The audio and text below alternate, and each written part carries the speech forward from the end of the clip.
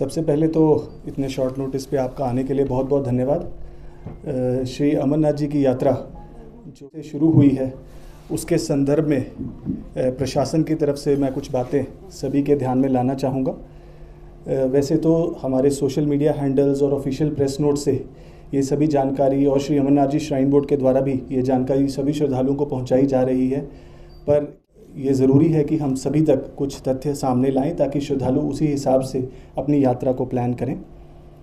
यात्रा जैसा कि हम सभी जानते हैं कल 3 जुलाई से सुचारू रूप से दोनों ट्रैक्स पहलगाम और बालटाल वहाँ से शुरू हुई है और कल और आज कुल मिलाकर के तकरीबन 26,000 श्रद्धालुओं ने बाबा बर्फानी के दर्शन किए हैं और सुचारू रूप से जो है यात्रा दोनों ट्रैक से चल रही है। बोर्ड के द्वारा और प्रशासन के द्वारा पुख्ता इंतजामात यात्रियों के कन्वीनियंस के लिए किए गए हैं, चाहे वो रुकने की व्यवस्था हो, हेल्थ केयर फैसिलिटीज़ हों, रास्ते पे रेस्ट शेल्टर्स हों, पानी की व्यवस्था हो, फिल्टर्ड वाटर की व्यवस्था हो,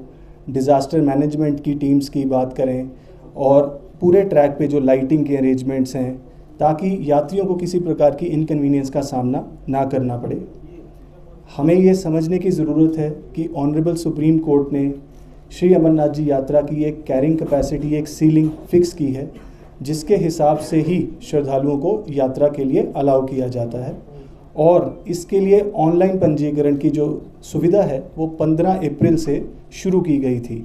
और अधिकतर यात्रियों ने अपने आप को ऑनलाइन रजिस्टर कराया है, बैंकिंग चैनल्स के ज़रिए रजिस्टर कराया है और उसके बाद जो रजिस्टर्ड यात्री जम्मू कश्मीर पहुंचते हैं उनके लिए विभिन्न फैसिलिटेशन काउंटर्स पे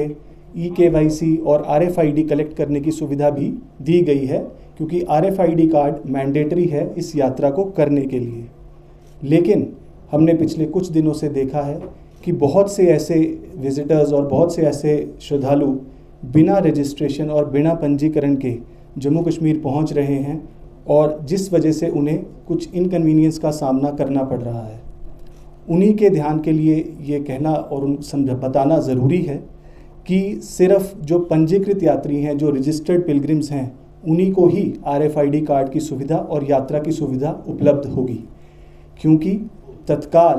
का कोटा बहुत लिमिटेड रहता है और वो उस पर निर्भर करता है कि कितने पंजीकृत यात्री यात्रा के लिए नहीं आते हैं, तो उसी हिसाब से ही कुछ लिमिटेड लोगों को तत्काल के कोटे के ज़रिए यात्रा की सुविधा उपलब्ध रहती है।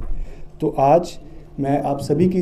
तरफ से, आप सभी की मीडियम से ये यात्रियों को बताना चाहूँगा कि जो भी यात्री बिना पंजीकरण के कश्मीर पहुँचे हैं उन्हें कुछ दिन इंतज़ार, कुछ दिन वेट करने की ज़रूरत है क्योंकि अभी उन्हें RFID कार्ड की सुविधा या यात्रा करने की सुविधा उपलब्ध नहीं कराई जा सकती है क्योंकि जो पहले से रजिस्टर्ड पिलग्रिम्स हैं सिर्फ उन्हीं को यात्रा की जो सुविधा है वो उपलब्ध की जा रही है। उसके अलावा बहुत सारे ऐसे श्रद्धालु हैं जिनकी जो रजिस्ट्रेशन डेट है वो आगे के कुछ दिनों की है, आज के या आने वाले 2-3 दिनों की नहीं है। मान लीजिए किसी ने 15, 20 या 25 जुलाई का किसी की रजिस्ट्रेशन डेट है तो वो भी और उम्मीद कर रहे हैं कि हमें जल्द से जल्द यात्रा कराई जाए। उनके लिए भी हमारा यही संदेश रहेगा कि यात्री केवल अपनी रजिस्टर्ड डेट पर ही यात्रा करें, ये हमारा सभी से अनुरोध है ताकि किसी प्रकार की किसी को इनकन्वीनियंस ना हो। और उसके अलावा जो फ्यूचर में, भविष्य में भी यात्री यात्रा करना चाहते हैं वो पहले अपना ऑनलाइन पंजीकरण ज़रूर करवाएं और उसके बाद ही वो RFID कार्ड हासिल कर सकेंगे और आगे से आगे यात्रा कर सकेंगे। इसके अलावा जितने भी लोग पहुंच रहे हैं और जो बोर्ड की तरफ से जितनी भी व्यवस्थाएं हैं, इंफॉर्मेशन है, वो उनको पहुंचाई जा रही है।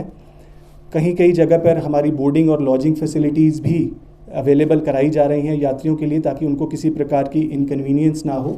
और हमारा ये प्रयास है कि जितने भी लोग बाबा बर्फानी के दर्शन या यात्रा की इच्छा रखते हैं उन सभी को यात्रा कराई जाए, लेकिन उसके लिए उन्हें अपनी बारी का इंतज़ार करना है, अपनी रजिस्ट्रेशन के लिए वेट करना है और पहले से अपना रजिस्ट्रेशन ऑनलाइन माध्यम के ज़रिए सुनिश्चित करना है ताकि उनको यहाँ पर किसी प्रकार की इनकन्वीनियंस ना फेस करनी पड़े। Thank you.